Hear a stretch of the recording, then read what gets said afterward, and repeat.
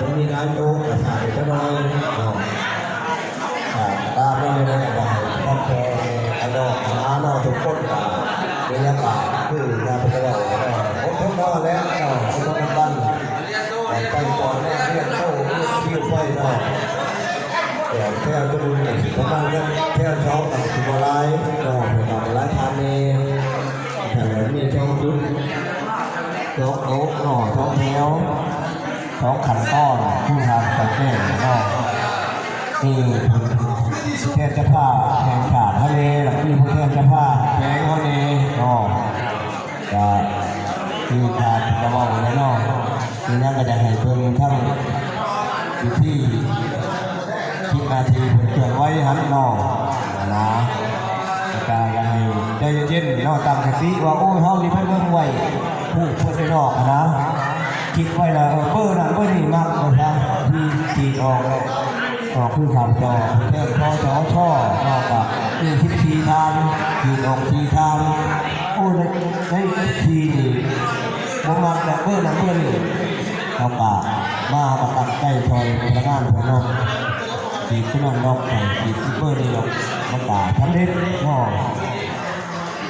ที่ขอเขาจิมาลอกคิวมาอ่านกันในการถามเราเลยที่เราไหนได้ทั้งวัชระแม่ท่านแม่เลย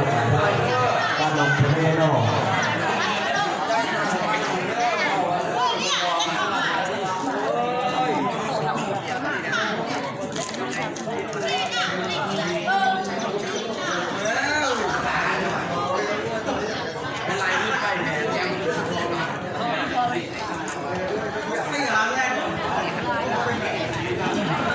เป็นมือการก่อนวัดเดือดตังเด้อพี่น้องเด้อคอยเด้อยับเอากันคอยยับคอยตูดเอากันเด้อหอยผ้าให้พังหอยรัดคิ้วกันเนาะคอยไปคอยบ้าเนาะมื้อนี้เฮาได้ก่อนวัดเดือดตังนิสิตเนาะผู้ใดบ่เข้าใจให้เพิ่นอธิบายฟังเด้อเด้อตัวอย่างว่า10ชีทานเนาะแม่นเอา10ทานปลาชีเนาะตัวใดบ่เข้าใจแลเพิ่นอธิบายทุกท่านบอกเข้าใจหลายคนแนะนำตืมมาใส่เบอร์ที่หาอันนี้แมนถูกการนำเฮาหอยผ้าให้พังเด้อพี่น้องเด้อค่อยค่อย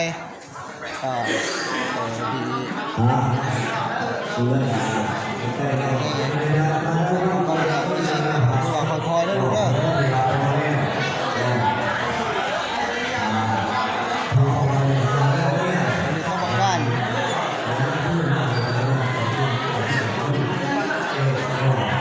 ว่าได้เท่าไหร่ละก้าได้บ่3-4 ร้อยไว้คือเนาะจากนับน้ำนะนับแล้วแล้วก็แนมเขาก็บ่ได้นับได้บ่ทำประวัติ3-4 ร้อยเลยบ่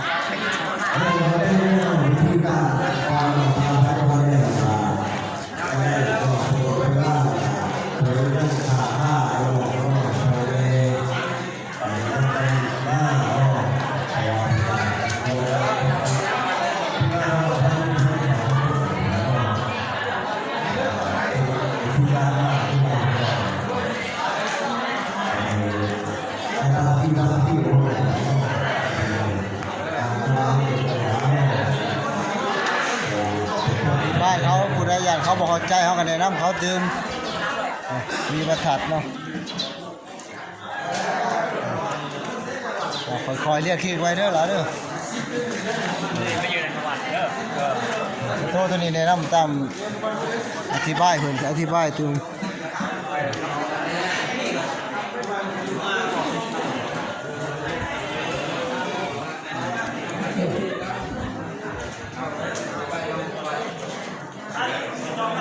ถือว่าจับจอยลงมาเด้อจับจอยลงมาเด้อเนาะผู้ใดกำลังมาแต่หัวแต่สวนผู้ใดกำลังมาแต่ให้แต่หน้าเนาะบางคนก็ติดธุระข้างมาสามเนี่ยให้ได้ก็อยากให้จับจอยเข้ามาเนาะคาดว่าผู้ใดมี18ที่ขึ้นไปจะมีสิทธิ์การปลดวัดเลือกตั้งเนาะชุดที่9และชุดที่10เนาะเอาได้ก็จับจอยลงมาแต่ละบอกแต่ละครัว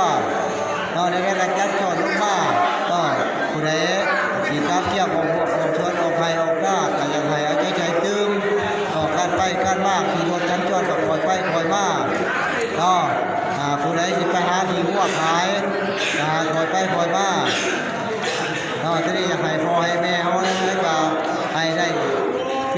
อนบัตรเลือกตั้งเนาะอายุ18ปีขึ้นไปและผู้ใดมีใบยังยืนเนาะขอฟ้องไว้เนาะขอผู้หารแล้วก็อยากให้มาก่อนบัตรเลือกตั้งเนาะก็คือแจกงานไปครอบครัวใดมี5คนมา4ก่อนเนาะครอบครัวใดมี4คนมา3ก่อนครอบครัวใดมี3คนมา2ก่อนเนาะครอบครัวใดมี2คนมา1คนก่อนเพื่อว่าอยากดูแลครอบครัวหลังจากที่พิชิตก่อนมาเลือกตั้งแล้วอยากให้ทั้งพ่อทั้งแม่เฮาอยากให้เบิ่งพื้นไทยอยากให้ไฟหักคุ้มจอดบ่อยากให้บอดไฟบ่ใต้บ่อยากให้ทั้งพ่อทั้งแม่เฮาได้ใจใจแล้วก็ดื่มและในการระเบียบในการก่อนบ้านเลือกตั้งนี้อยากให้แต่ละครอบแต่ละครัวอยากให้ทุกท่านอยากให้ใจใส่ห้ามเด็ดขาดไม่กินเหล้าเมาเข้ามาก่อนบ้านเลือกตั้งใส่การหัวเจ้าบ่สุภาพทุเรศอยากแจ้งเตือนอีกว่าพอแล้วแต่เราอยากขอแชร์ไปให้ป้าก่อนวันนี้ขอให้ทุกท่านขอให้ทุกคนการกินการใช้ได้มีการกดบัตรเลือกตั้งหางเสียงยับแต่อายุ18ปีขึ้นไปและครอบครัวใด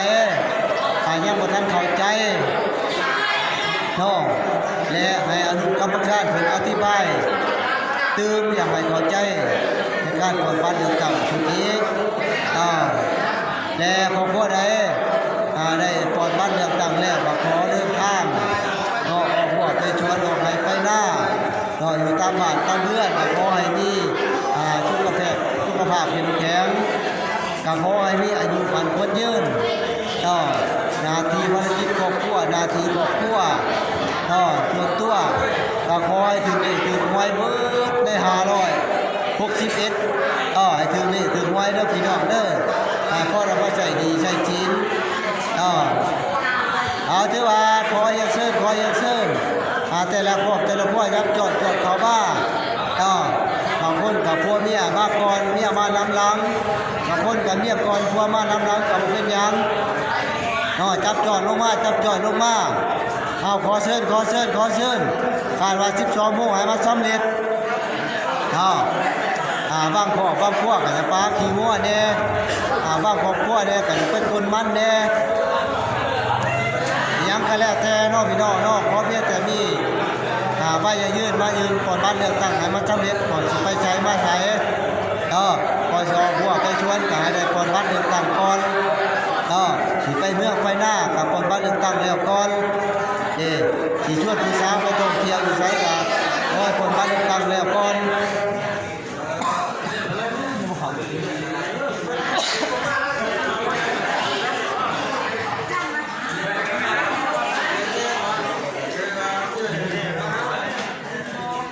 เอาคอยยับแล้วก็คอยยับคอยตุกเอากันเด้อพี่น้องเด้อแล้วก็บ่ให้รัดคิ้วกันเด้อล่ะเด้อคันรัดคิ้วมันสิสะดุดคันว่าสะดุดแล้วย่านว่าลบหน้าลบหลังเสียเวลาเอาขอเชิญแต่ละครอบแต่ละครัวยับเข้ามาพาแล้วบางคนก็มีบางคนก็ดีใจได้ก่อนบ้านเลือกตั้งรับเอาผู้แท้ชุดนี้ดีใจไว้ปีหน้าดิยันมันเขาเป็นราคาเขาก็เสนอขึ้นคือปีนี้ได้250เขาก็เสนอเอาปีหน้าไม่ได้250ปีหน้าและกระพาส่วนทั้งพี่ทั้งน้องเขาได้ทุกครอบทุกครัวผู้ใดอยากมาประกอบชวนผู้ใดอยากมาเป็นสปอนเซอร์อุดหนุนคือว่ากี่นี้จะมีทั้งการส่งไส้เพื่อการได้มาประกอบชวน3 เจนกีบแล้วก็มีทั้งการซักจอนของครอบครัวมาประกอบชวนสปอนเซอร์1 แสนกีบแล้วก็มีทั้งการเตี้ยดังโจ๊กครอบครัวเป็นมาประกอบชวนเป็นน้ำดื่ม1 แพ็คขอขอบใจทุกท่านที่มีน้ำคิดน้ำใจศรัทธามาประกอบเป็นส นอกจากนั้นว่าช่วย3แสนกีบแล้วก็มีทั้งทานบ้อนประกอบส่วนอีกสปอนเซอร์2แพ็คแล้วก็มีทั้งปั๊มน้ำมันประกอบส่วน3แสนกีบฉะนั้นเราก็ขอบใจทุกท่านผู้ที่มีน้ำใจมาสนับสนุนเป็นสปอนเซอร์ทั้งพี่ทั้งน้องเขาทุกครอบทุกครัวผู้ใดอยากมาประกอบส่วนอุดหนุนได้พี่น้องเด้อพอจังแน่ที่ว่าได้มาประกอบส่วนช่วยกันไว้แต่ผู้ใดบ่มีหยังก็บ่เป็นหยังพี่น้องจะรอว่าเราไปบ่ได้บ่มีหยังไปประกอบส่วนบ่ไปดอกบ่ได้แฮมผิดขอเชิญยับจอดลงมาทั้งพี่ทั้งน้องเขาจะได้บอกเขาเข้าใจให้มาหาอนุกรรมการเพิ่นอธิบายแล้วเพิ่นสิแนะนำในการเขียนการอ่านชื่ออนุกรรมการพอมีพอสมีอยู่10ชีทานแม่นเอา10ทานขีดออกชีทานบาลีผู้แทนวัดจอชขมีอยู่7ทานแม่นเอาอยู่5ทานปลา2ทานมักทานไหนเบอร์ใดตำแหน่งใดพอจำได้ก็ทางยิงทางชายขอเชิญยับเข้ามา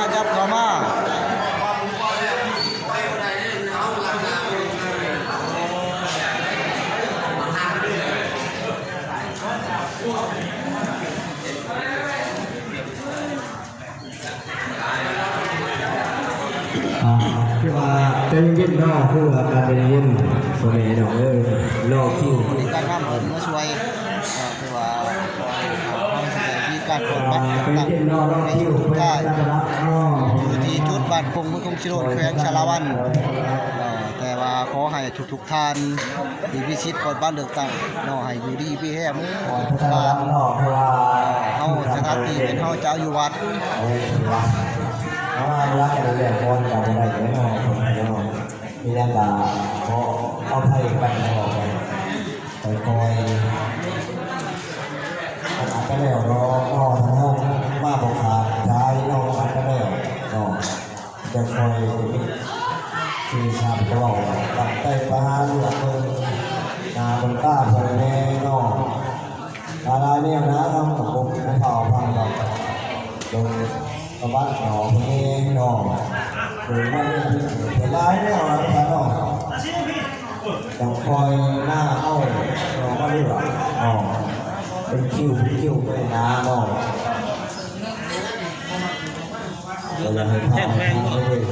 แพงผู้แทน